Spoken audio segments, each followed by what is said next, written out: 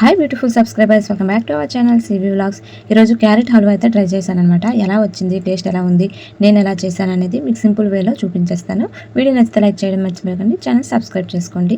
ఇది చేయడం చాలా సింపుల్ అండి. ముందుగా నేనైతే ప్యాన్ హీట్ అయ్యాక దీంట్లో నెయ్యి అయితే వేసుకున్నాను. నెయ్యి వేసుకొని ముందుగా తురుము పెట్టుకున్నాను అనమాట క్యారెట్ని. ఇవి 1/2 kg క్యారెట్ అనమాట. ఇందులో వేసేసాను నెయ్యిలో. బాగా ఇది ఫ్రై చేసుకోవాలి అనమాట. ఇందులో వాటర్ మొత్తం పోయేలాగా ఫ్రై చేసుకోవాలి. ఇలా బాగా ఫ్రై చేసుకోవడం వల్ల టేస్ట్ బాగుంటుంది. కొంచెం నెయ్యి ఎక్కువగానే వేసుకోండి, బాగుంటుంది. వాటర్ లేకుండా పూర్తిగా అది బాగా ఫ్రై చేసుకోవాలి. దీంట్లో నేను ఏమేమి ఇంగ్రీడియంట్స్ వేసాను, నాకు టేస్ట్ ఎలా వచ్చిందనేది మీకు లాస్ట్లో చెప్తాను. దీంట్లో మిల్క్ అయితే వేసేసానండి. ఈ మిల్క్లో నేను జీడిపప్పు వేసి మిక్సీ చేసి వేసానమాట. నేను నచ్చితే మీకు లాస్ట్లో జీడిపప్పు యాడ్ చేసుకోవచ్చు. నేనైతే ఇందులో మిక్స్ చేసి వేసేసాను పాలలో. ఇవి కాచి చల్లార్చిన పాలేనండి. మీరు కావాలనుకుంటే ముందు ఇది ఉడకబెట్టి కూడా కొంతమంది చేస్తారు క్యారెట్ని.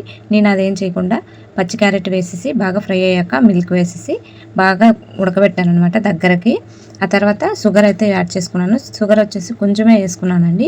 మీకు కావాలంటే పూర్తిగా షుగర్ వేసుకోవచ్చు. నేను మిల్క్ మేడ్ వేస్తానండి. షుగర్ కొంచెం తక్కువ వేసాను.